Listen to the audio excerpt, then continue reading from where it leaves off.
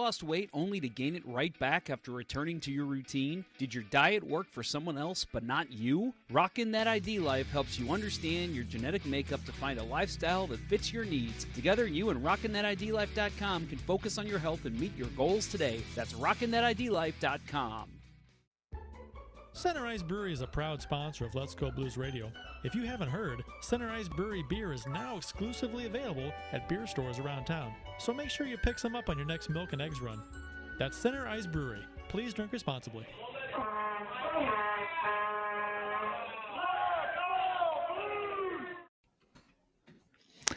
Welcome to... Do you hear that? Do you hear that, Bill? Not really. Okay. I'm hearing commercials. They get looped in my head, and I can't find out where it's playing from. There we no. Where is it? Do you have multiple YouTube windows open? Can you hear that? I can't. Yeah, I'm hang tight. We're gonna There we go. I couldn't find the damn window. I had like 50 windows open, and I was hearing the show. But on a 10-second delay, I can't do a show like that. Good Christ. Can we ever get a show started tonight? We're supposed to be almost finished by now. Welcome. All right, here we go. Welcome to Season 10, Episode 57. This is episode number 350 all time of Let's Go Blues Radio. We're the often imitated, never duplicated. Say hi to your mom for us. We're the original St. Louis Blues hockey podcast. Special thanks to RockinThatIDLife.com and CenterIceBrewery.com for proudly sponsoring the show. Please check them out. It is Wednesday, September 14th, and we're broadcasting live on YouTube and Facebook. To interact with the show, check us out on Twitter, Facebook, YouTube, Instagram. Just do a search for us. You'll find us. You can also live chat during this show if you're listening live. I'm Kurt Price, and my co-host tonight is Bill Day. Jeff Ponder is... I'll say the same joke again because no one heard it the first time. He's down with a sickness. On this shoe, we'll be talking about Jordan Kyrou's big contract extension and the social media talk that was surrounding that. Also, the Traverse City Prospects Tournament starts tomorrow. Some Toropchenko news, all that and more on this week's episode of Let's Go Blues Radio. Bill, for the second time, that was a trial run the first time. How you doing? I am doing this lovely false fall evening in mid-September. It's beautiful, no humidity outside, loving it. Although here I am in a enclosed room with no windows open because we're trying to do a podcast and stuff. But right. Well, I played some pickleball this evening, so I enjoyed the weather. A little warm, but anything to complain about by any means. Let's see. Jeff Ponder is actually joining us in the chat, so not so much live. He's a little bedridden right now. So hey, Jeff, and Divide by Zero is in there as well. Welcome, gentlemen. He says Divide by Zero cannot wait for the season to begin. He's in Florida right now. Official beers of episode number 350. You can follow each of us on the Untapped app. My handle is cprice12. Jeff's is jponder94, and Bill's is Billy Blue Note 33. Jeff or Bill, what you got, sir? No, you followed the right order. I did. Jeff's been I did. going, right? I'm a creature of habit. Yes, you are. So I am going with a great preseason beer, Ill Repute from Four Hands. It is a pumpkin stout. Not too heavy. First out, not enough body for my taste. But good pumpkin flavor. It's a good preseason beer. It's appropriate for tonight. This is a preseason show, and this is a preseason beer. That's what I'm gonna go with. I enjoy that beer that you have. And I feel like I'm trying to clean up my fridge. I said this last week or last time I was on. Because like I said, Jeff has been holding down the fort this summer with a bunch of interview shows, doing a fantastic job. The great thing about what Jeff does during the summer is that it's not really time sensitive, so you can go back and you can listen to those shows at any time. It's not like you're if you're a week behind on a normal live show during the season, we're recapping something that's probably old news after a week or so. So Jeff's stuff does not really expire, if you will. Anyway, no, totally not. And it's obvious, right? The two guys that skipped leg day are the ones that are hosted the show tonight. So get better soon, Jeff. Yeah, well, when the show first started, when we tried to get started before we're starting late, I heard an echo. I was getting feedback. I was getting like a mix minus thing back at me, and I'm like, what is going on? I couldn't figure it out. Nothing had changed with the settings. So when I restarted the show, after we had the faux pas where we couldn't start on YouTube, there was no echo. It hadn't changed a goddamn thing, and all of a sudden, no echo. Stage 10, I hate you. I hate you. We're switching very soon. I said that before. Anyway, my beer is Goose Islands 312 Lemonade Shandy. I got a few more of these left. Need to get rid of these before fall officially hits. Would you call the fake fall? Faux fall? False fall. False fall. False fall. I like faux fall. That is where we are, according to the I think it was the Missouri 14 Seasons Guide. Mm-hmm. Right, I've seen that. Jessica Ponder says you also started like 40 minutes late. Yeah, not my fault. It's Stage 10's fault.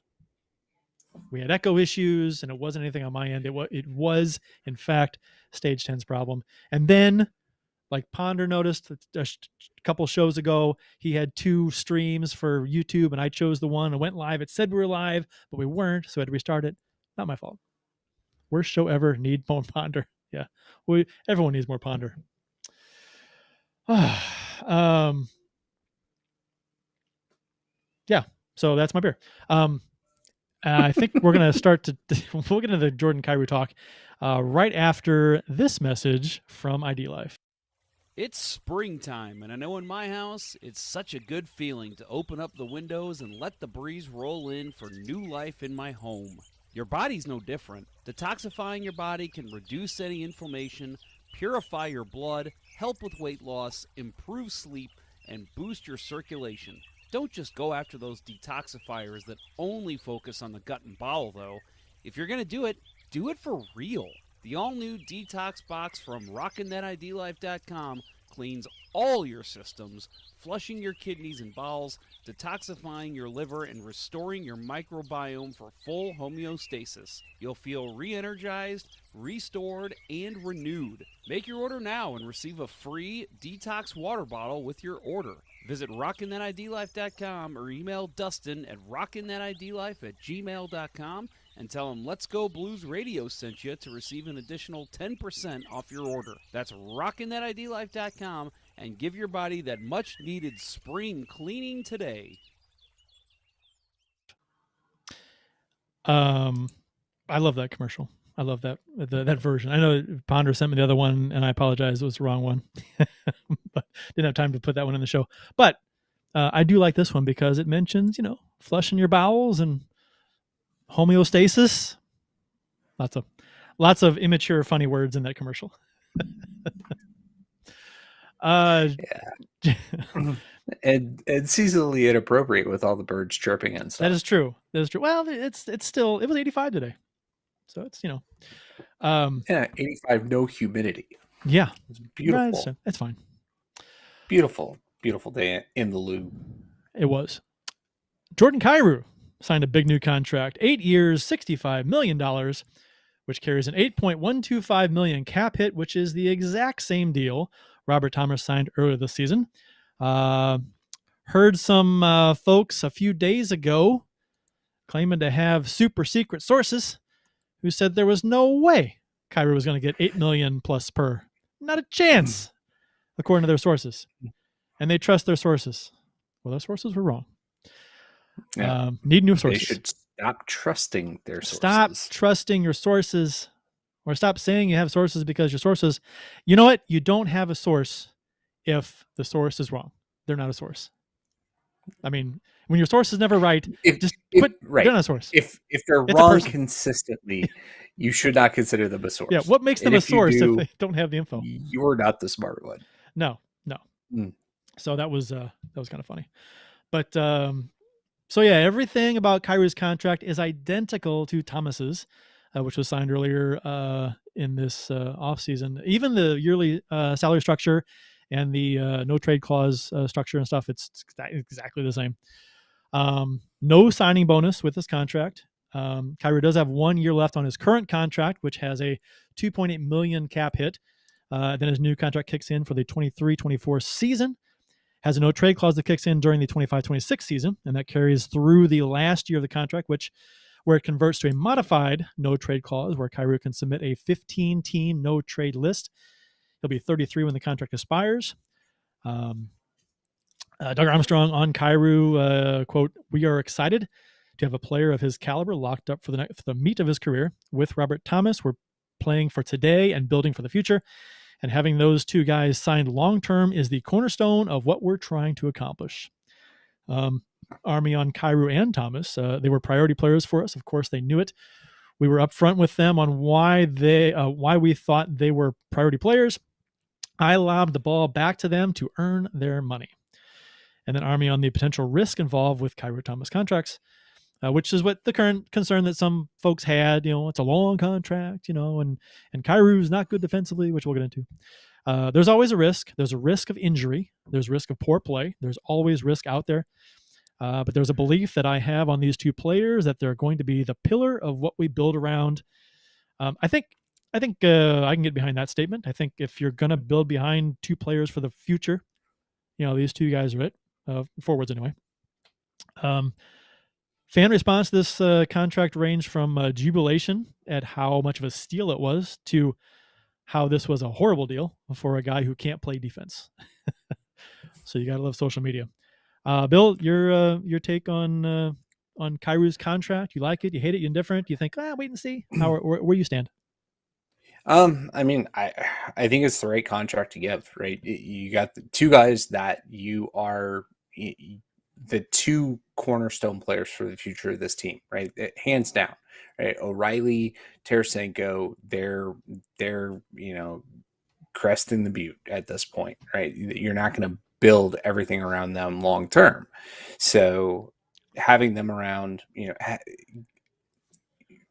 is going to be good, but what you count on in the future is having Thomas and Kyrou.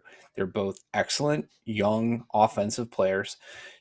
Both need to work on parts of their game, but to get both of these guys locked up for the next 8 years, I think that's very key. I think that it's probably going to be a rough year, rougher than a lot of people will probably want to think. I think we've fallen in the pecking order in the Central Division. But after this year, we've got some contracts coming off the book that will be able to reshape the roster. And the way that they did it, with these two deals, that they're structuring it to where these are the guys you build around, right? Maybe O'Reilly comes back next year for a little bit less money. Maybe somebody pays them too much, but you got the two guys that you need going forward locked up. And, that's going to be huge, right? We didn't lose either of them with some crazy RFA stuff like, Tkachuk, right? Calgary wasn't going to pay him that money coming out of his RFA deal that he got, in Florida. So, yeah, there's risk to it, but I like it. I'm a fan of it. I think the general the portion of social media that was negative or towards this deal reminded me a lot, and the criticisms they gave reminded me a lot of Brett Hull when he was here, and how the complaints about Brett Hull were he can't play defense, right? So you heard that a lot. So not every fantastically talented offensive player is going to be good defensively. Hopefully Kyrou improves his game and gets better, right, defensively. But that might not happen. But if he's putting up 80, 90 points a season, that's your trade-off, right? So Right. But with Brett Holm, nobody cared that he couldn't play defense until 96, 97, after New Jersey switched the paradigm in the league to actually, hey, you have to play defense to win. Well, that was sports talk radio in St. Louis at the time. It was just the folks calling up and giving their 2 cents that sometimes aren't worth anything. And Brat Hall guy, Brat Hall, he can't play defense. I don't know why. He might score 50 goals a season, but if he's on the ice for 75, what good is he? So that's why is it when you make a Southern accent, it's always in a insulting manner towards the group you're talking about. I think that's called unconscious bias. But okay, racism of sorts. I don't know. Kyrou put up 75 points last season, 27 goals, 48 assists in his breakout year. I think as fans, we expect it was fantastic, but 75 points at his age, and how he's developing, you expect him to build on that, become an 80, 85, 90 point guy. In the future, hopefully in the next couple of years or so. That'd be great. That was good for 12th in the NHL last season among right wingers, his 75 points. To give you some perspective, Buchnevich was 11th in the NHL amongst right wingers with 76 points, and his cap hit is only $5.8 million. So if Kyrou's deal is a good one, then Buchnevich's deal is one of the best in the NHL. It was fantastic. And I guess let's not forget how we acquired Kyrou. June 24th, 2016, Blues traded Brian Elliott to the Calgary Flames for a second-round pick in 2016 and a third-round pick in 2018. And on June 25th, the next day, the Blues drafted Jordan Kyrou with the second-round pick, which is number 35 overall. We can think back on that trade and how I hated it at the time. I didn't think it was very good. I didn't think we got enough for a guy like Brian Elliott, who, during his time here with the Blues, he had the best goals against average and the best save percentage in the NHL. He was number one goalie in those two stat categories in the entire NHL during his 5 years here. And statistically speaking, you could argue he's the best goalie in Blues history to date. So, right. That is a very logical and coherent argument, and I just have to add on top of it, I also got my Brian Elliott jersey the day before his last game as a Blue, so I fucking hated it even worse. And we were coming off that nice playoff run where we beat the Hawks in 7 in round 1 with Elliott backstopping the Blues, beating Dallas in 7, and then finally falling to the Sharks in the conference final. It was a great run that he had. Yeah. And then we traded him 2 months later. Yeah. And I think the circumstances around it were really what, to me, that seemed to be, Army, making things personal and getting rid of a guy who challenged him, right? Saying, I want you to say I'm your number one. Yeah. And I said, nope. Which, okay. Hindsight being 2020 and looking how Elliott played after he left the Blues, he could never find the success that he had here, elsewhere. And Calgary made him the number one, but that didn't last the entire season. He didn't play particularly well. No, Calgary was awful that year. And he peaked here. He peaked here, and I think it just kind of worked. The system we had and him in goal, it just worked. He was good. Mm-hmm. He was really good here with the Blues. And I think that. So anyway, that was the basis for the dislike of the trade at the time. Thinking, you trade a guy who has these numbers over the past so many years, and you got a second and a third, which you were hoping for hoping for a legit prospect or something. But you got picks. And picks were a crapshoot. You never know. But 6 years later, we got a good one. Yeah, that's true. The other part to not like about that was that they were really betting way too much on Jake Allen. Yeah. Right. Yeah. At that point, Bennington was a running joke on the show. Right. Yes. What about Bennington? Right. And nobody knew that he was going to come along and win us a damn Stanley Cup. Yeah. Thank God for Bennington. It was awful. But yeah. And God, I'll tell you what, the worst thing last year about the Avalanche playoff run was Brian Elliott not getting the cup, even though he didn't do a whole lot for Tampa.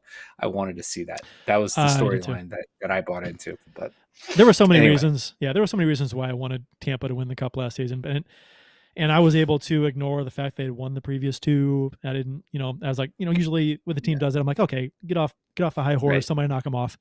But it was Colorado, going against them. I'm like, I'm not rooting for Colorado, and Elliott's there, so I'm like, it'd be cool to see Elliott get a cup, but didn't pan out. But yeah, we got Kyrou out of that, so yeah, I mean, at the end of the day, it's working out really well for us. So. And I always look back on like trade trees and stuff and who you draft and oh wow, we didn't make this trade, wouldn't have this person. I think you could say that with some level of security, but there's also that chance that we still draft Kyrou in that draft too. I mean, maybe we take him earlier, maybe we make another trade to get a second round pick to take him. We still may have drafted him some way if he was on our radar. So that's possible. So it's not like we definitely wouldn't have him if we hadn't traded Elliott, but we probably wouldn't have, I think. But I think in reality, as far as this deal goes, I like the deal. It's probably lies somewhere between a steal and an overpayment. I think it's probably a fair based on the dollar values that players are making now. I think it looks pretty good if he can maintain his point production or a little higher. I think it'd be a good deal. And you can look at any long-term deal and people always say, well, the cap's going to go up, and in 3 or 4 years, this will look like a really good deal because we'll have more cap space and yada, yada, yada. So I think that's something that's said after every single long-term signing deal. Well, in 3 or 4 years, when the cap goes up, this will be great. Wait, can you remind me, in this world of inflation, when was the last time the NHL cap moved significantly? It's been a while, but I think they're saying it's going to go up after this season. Is that what it was? Yeah. I think that. I would be shocked with inflation being a real thing right now that you can't keep wages down across the board. True. No,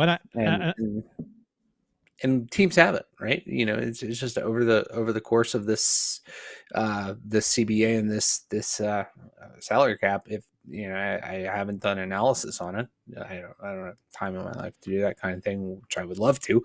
But teams have adapted, right? They've learned where to allocate their money, and I think this is a really good bet, giving these two young stud cornerstone offensive players this money, this term.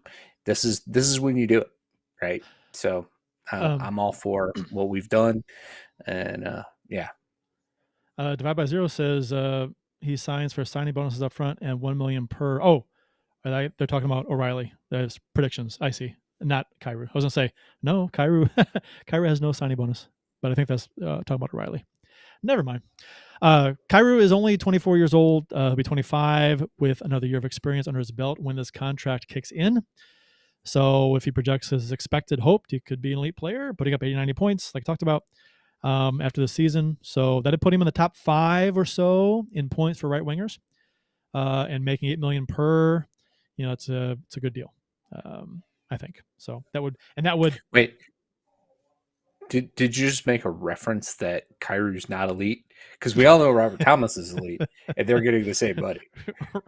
Well, if you're top 5 in the league, you're elite. That's the definition, right? That's the arbitrary, randomized assignment of defined elite. That seems right. Top 5 is definitely elite. Top 10's elite. Top 12 in your position, that's elite. I don't know. I'm not gonna. Elite's a subjective term. It's you look at a player. If he's elite, he's elite. You know it when you see it. It's like pornography. You can't define it, but you know it when you see it. Was that the Supreme Court or Congress? Right, lawmakers, right, have determined that's the definition. The open-ended definition. It's like right. Biggest cop out. All right, so there's some news with Bennington. who may have had surgery. People aren't sure. We'll discuss that after this word from Sunrise Brewery. Do you like hockey? Of course you do. Do you like beer? Of course you do. Are you 21? Let's hope so. If you answered yes to all of those questions, run on down to your local beer distributor and pick up a 2-4 of Old Arena Lager, the Beauty IPA, or any other delicious hockey-themed beer from Sunrise Brewery. That's right, Sunrise Brewery beer is available at various beer stores around town, so check around for the one closest to you. That's Sunrise Brewery. Let's go Blues.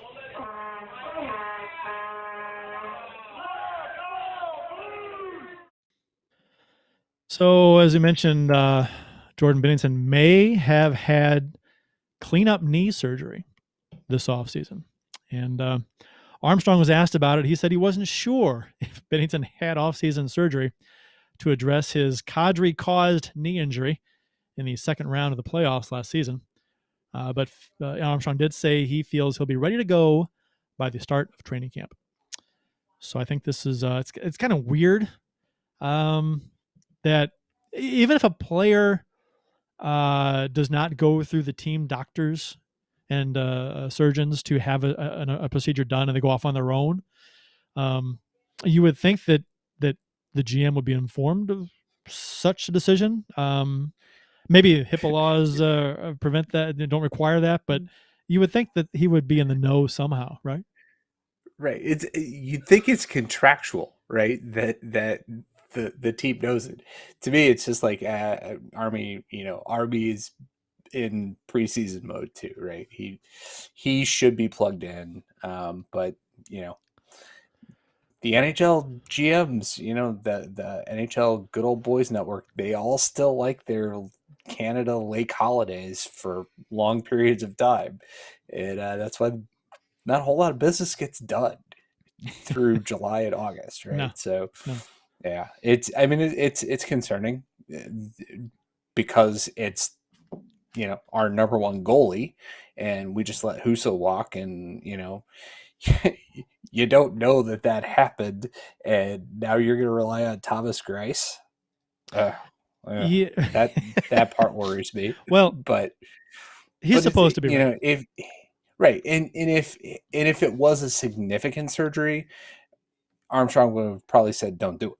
So something tells me it did happen and it's not that big of a deal. So cleanup surgery kind of, it's nothing structural. So it wasn't. I'm assuming because they don't release that information, but it's like it wasn't like repair surgery for what happened for the injury that just Kadri caused. Cleaning out scar tissue. Clean up scar tissue, yeah. So that's so you just heal the wound heals, and internally from the cleanup surgery, and then you're good to go. It's not like something has to, like you're reattaching tendons or something, which take a lot longer. I guess I think some people are making this out to be more than it is. I guess since the Blues, they don't have a Buffalo situation where Eichel wanted to go off and get a surgery done by some other doctor, and the team said no. So it's interesting, the difference, because Bennington had this done. It wasn't an experimental procedure or anything. But it was not within the team doctors, and so he had it done. And I guess it's a completely different environment as far as the GM, as far as Army and what he knows as far as procedures go in the offseason. The players could be having all kinds of stuff done to them in the offseason, right? And he wouldn't know. I don't know. And I think Toropchenko's issue with his shoulder had something to do with Kyrou's decision, or Bennington's decision to go out of house to get a little side piece done. Yeah. Maybe is there I wonder if there's some kind of a deep mistrust with the Blues doctors. Yeah, could be at this point, especially if it's just cleanup surgery. It's nothing major, right? So, yeah, I don't know. Something to think about. especially if the next person that gets hurt, who they have do their surgery. I guess the best job now to have is the blue surgeons. They don't work on anybody. They just get paid. Toropchenko is ahead of schedule, his injury. So Armstrong said he has been training like a madman after shoulder surgery and is ahead of his mid-December schedule. So if he could come back in October, November, that'd be cool. I really like Toropchenko. I liked what I saw from him last season. Oh, yeah. I think he's going to be one of those indispensable fourth line guys. That's how I'm thinking he could pan out. He's big, he's fast, he hits, he can score a little. It's right. I think he's one of those guys that fans are going to love. Yeah, no, his play below the goal line last year was just it was eye opening, right? And the speed in on the forecheck, just the size, like you said, the size, the speed, and he's got a little bit of hands. So I'm excited. I think with injuries he could probably slot up to a second or third line. And everything he showed us last year was great. Just one thing I don't want to see is him rushing back too quickly from shoulder surgery. We have bad, and maybe he didn't have the blues, right? We have bad juju when it comes to Russians and shoulder surgery and coming back too quickly. So, but yeah, he probably took Tarasenko's advice and had it done elsewhere. Yeah, if he had it done elsewhere, then you're like, well, what's going on? What are the Blues doctors even doing? Yeah. But anyway, he should be back apparently sooner rather than later, so that's good. I know when I heard that mid-December was the targeted return date for him back, in the early offseason, I was like, oh wow, he's gonna miss a chunk of the season, but maybe not so much now. Yeah. And did I not read that he's switched to jersey number 13 this year? Has he? Lucky number 13? So. Yeah, Nichushkin. Okay. At least Nichushkin when he was in Dallas, right? I think he was. What was he wearing in Colorado? I can't remember. The Traverse City Prospects Tournament starts tomorrow, or if you're listening to this podcast on Thursday, it starts today. Detroit, Toronto, Columbus, Dallas, and St. Louis routinely play in this yearly tournament. So we got where is it? It is in Traverse City, Michigan. Thank you. Traverse. Thank you. Sorry. Jeff is not here to defend himself. So the Traverse City tournament, maybe Steven from 2G1C is going up there and we could get him back on to school us on the Traverse City tournament. Traverse. It's Traverse on this show. We traverse the city. So Detroit, Toronto, Columbus, Dallas, and St. Louis are participating. Few notable names to look at. We got the Zach Bolduc who's playing. Jake Neighbors, obviously, will be a guy to watch. Michael, pronounce this, Buchinger? I'm going with Buchinger.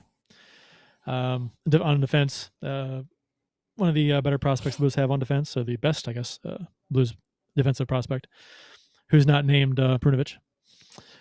Prunovich is no longer a prospect, right? He's on the team this season. Wouldn't you say? Yeah. He's making the team? He has to. He has to.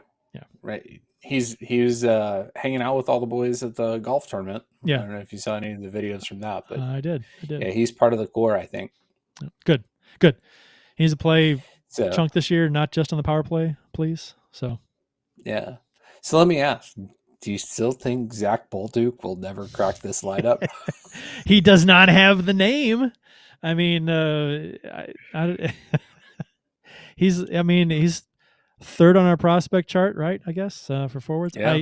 He'll see some games, but I don't know, man. I got a feeling it has nothing to do with his on ice abilities. It's just some kind of gut feeling with his name. It's not hitting me right. It's a stupid analysis, I know, but it's how I feel. I don't know. Maybe he'll be all right, but we'll see. I'm gonna guess. Here's my prediction for Balduke. Fourth line guy, play 35 games with us. That's about it. Sticking with it, huh? I have to.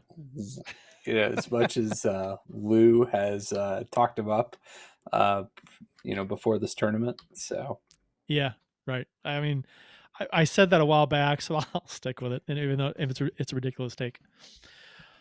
All right, the first game for the Blues is 2 p.m. on the 15th, and then 5:30 p.m. on the 16th, and 10 a.m. on the 18th. The games will be televised on the Blues app or the Blues YouTube channel at youtube.com/St. Louis Blues.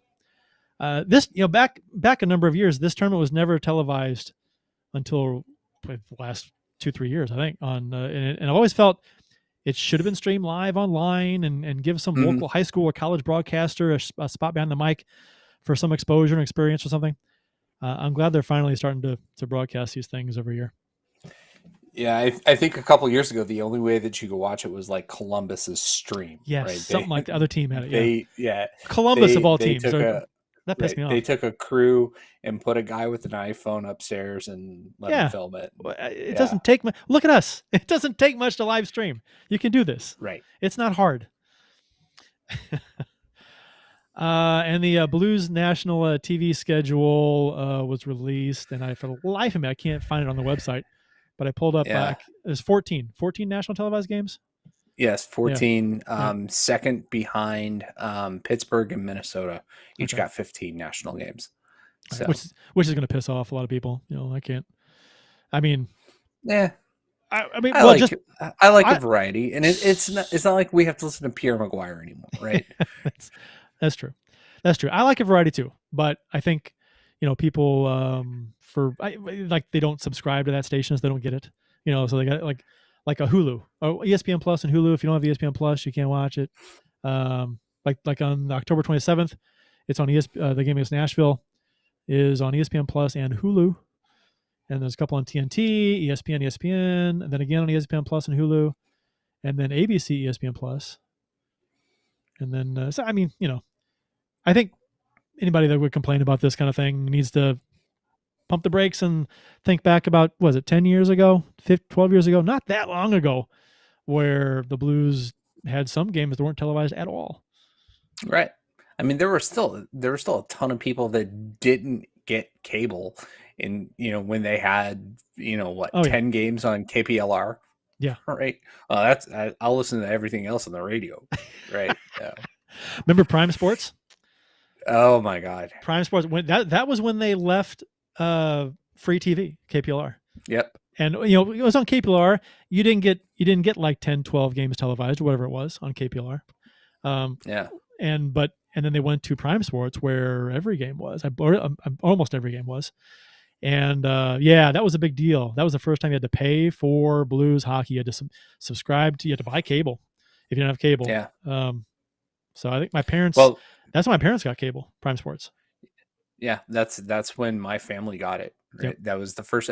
We didn't have cable. I think we're the second last family in America to get a microwave, and the last family in America to get cable TV. So, did you ever get a VCR? Was it just? that we were in the last 100 families to get a VCR too. Yeah, we were technologically challenged, which is, explains why I have, in our new house, we have 6 TVs and they're all connected to the internet. Yeah, of course, you have to. TVs are so cheap nowadays. Overcompensating from my childhood. My aunt, she had, I think, one of the first VCRs in the family, if not the very first one, and it was a top-loading VCR. Remember those? Yeah. You put the little thing ejects and it pops up, and you put the tape on the top, and you push the thing down. Yeah. And then you would, my neighbor's dad, and he still hasn't had a top-loading Betamax. Oh, that's probably worth some money. I mean, those things are expensive. You can't find them. They're hard to find. Yeah. I go on eBay. They're not cheap. I'm sure it is. You think a VCR or a beta would be like cheap on eBay? Oh no, I think they're kind of expensive because people that have tapes, they need to play them, and I think people know that, and they can charge more for them. I don't know. I think people who still have tapes. He had an awesome collection of like not stuff recorded off of cable, but he had like the first 3 Friday the 13th movies in original sleeve on Betamax, and wow. He had a ton of stuff just like that. So back in the day when movies cost $90 to buy. Yeah, if I remember correctly, the Friday the 13th copy he had a sticker from Peaches. I don't know if you remember Peaches record store. No, and I do not. they were on Hampton Avenue, and it $79.99 for a damn movie. Wow. I remember seeing that. It was insane. I remember as a kid seeing the prices of movies to buy, and I was like, you got to be kidding. I went to Tipton, which is a appliance store, and appliance stores always rented the tapes because they sold the VCRs. So they would also rent tapes. And I want to correct something that Cam Wex had on the air. They were talking about on the air, and it was Dave Glover the other day. He was saying that he was talking about back when VHS tapes were $80-$90 to buy. And he goes, and places like Blockbuster, they'd buy 50 copies or 100 copies of a movie, and they'd pay $90 a piece. And I'm like, hold up, no, they didn't. No, that's I think people who watched the documentary, I think Kevin Smith explains it pretty well. The director, the producer.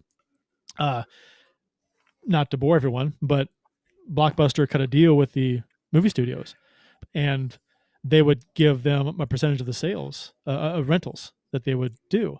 And so and then they would buy the movies for like $10 a piece, not 90. So they'd buy them for $10 a piece. That allowed them to buy 50 or 100 copies of a movie. And then they'd give the movie companies a cut of their rentals, the money they made. And then that's how they put the mom and pop shops out of business, because the mom and pop shops didn't have that deal, and they'd have to pay $80-$90 for a tape, and they could only buy like 2 copies. They can only afford that. So that was the beginning of the end for the small mom and pop video rental stores. Matt Harris says, Betamax, isn't that what they recorded the moon landing on? That was Super 8, wasn't it? It's a Super 8. Yeah. And I don't know what Divide by Zero said in the YouTube chat, but I'm going to read it anyway. It's just because it's like 3 lines long. I think it's going to be good. It is. It's insightful. Okay. I didn't proofread it. He says, I was talking to some kids about how dangerous the Edison light bulb was, and they just looked at me blankly. I then realized that they had never saw one, not even going to try mentioning a VCR. Yeah, the Edison light bulb could explode, right? And catch fire, I think. Yep. Yeah. Technology has come a long way. A little bit. Yeah, the new house, most of the lighting in here is LED, like built-in LED. It's cool. Pretty awesome. I went and I changed all my bulbs after I moved in this house to all LED bulbs, because I don't like changing bulbs. They last a long time. Yep. I think that's going to wrap up this shoe. Any interesting comments we got in the YouTube chat here? Let's see. Oh, Matt Harris says, mistrust of blues doctors. Toropchenko has entered the chat. Nice. And Jeff Ponder says, there's the comment of the show. I agree. That's a good comment.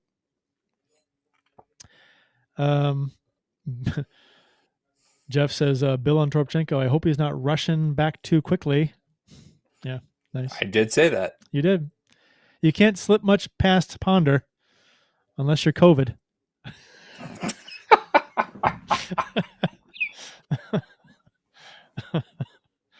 We love you, Jeff. Oh, let's see. All right.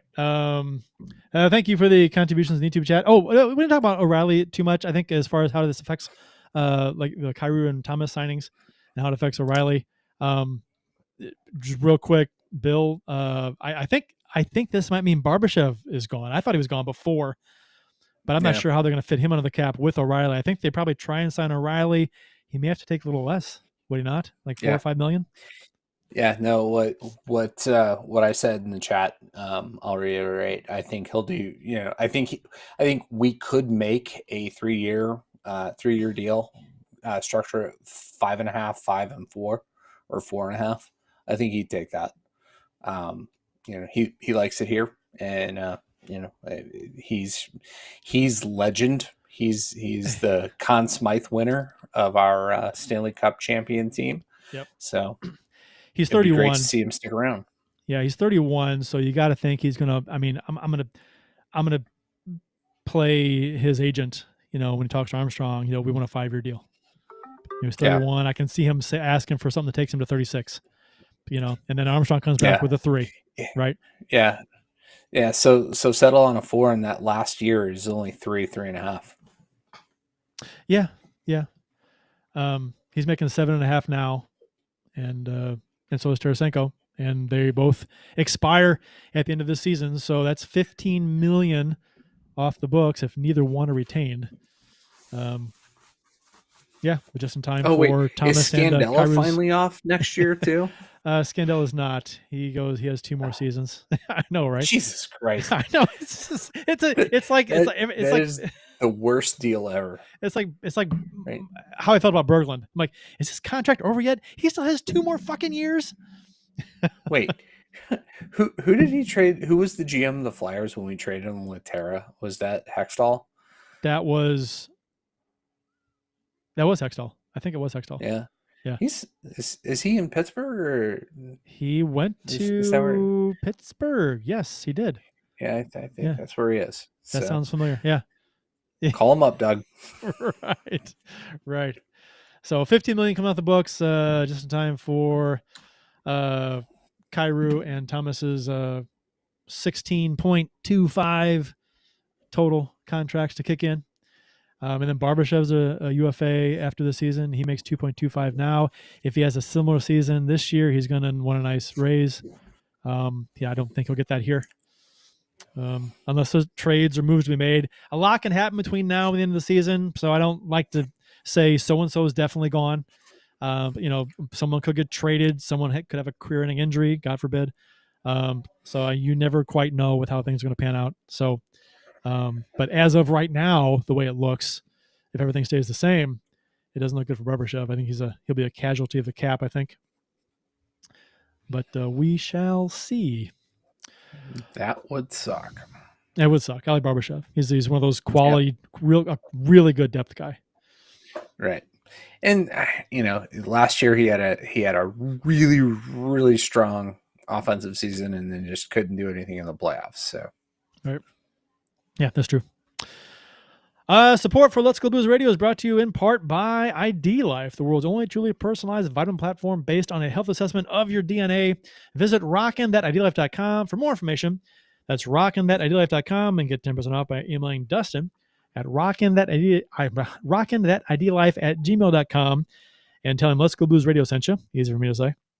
And by Center Ice Brewery, St. Louis's tasty hockey-themed beer. Check out your local beer vendors for availability. That's Center Ice Brewery beer. Please drink responsibly. That'll wrap up episode 57 of season 10 of the original St. Louis Blues Hockey Podcast, Let's Go Blues Radio. And I think probably we'll launch season 11 probably in the next couple weeks, something like that. So look out for the launch of season 11 with Let's Go Blues Radio, the longest running podcast in St. Louis. The morning after, you bunch of liars. We've been going longer than you have. I told you that I saw that. I heard that on the radio. The morning after claimed they're the longest running podcast in St. Louis. I'm like, no, you are not. I want to say we are. 11 years. We're on the big screen in the Ponder household. That's a beautiful tweet, Jeff. Of course we are. How does we look? Washed out. Yeah. Yeah. Don't use the flash when you take a picture of a TV. That's rule number 1 in photography. Thanks for listening, and thanks to those who participated in the YouTube and Facebook live chats during the live show. Once we finally got going live, thanks Stage 10. We hope you enjoyed it as much as we've enjoyed bringing it to you. For Bill Day and the missing in action Jeff Ponder, I'm Kurt Price. Until next time, everyone, let's go Blues. Let's go Blues. The Chiefs are at home tonight against Cyanosport at the War Memorial at 8. Good seats are still available. A look at sports. I think that went very well. Thank you for listening to Let's Go Blues Radio. Now take off, hosers. I want you to have a heart attack and die so that we never have to do this shit again.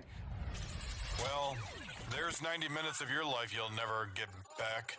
Sorry. St. Louis Blues, St. Louis Blues. Have you heard the news about our St. Louis Blues? They've only just begun, they're on their way to number one. Now there's no more blues for our St. Louis Blues. The Blues are on the ice tonight again. They're rough and tough and got the stuff to win. They'll always get one more, no matter what the score. They are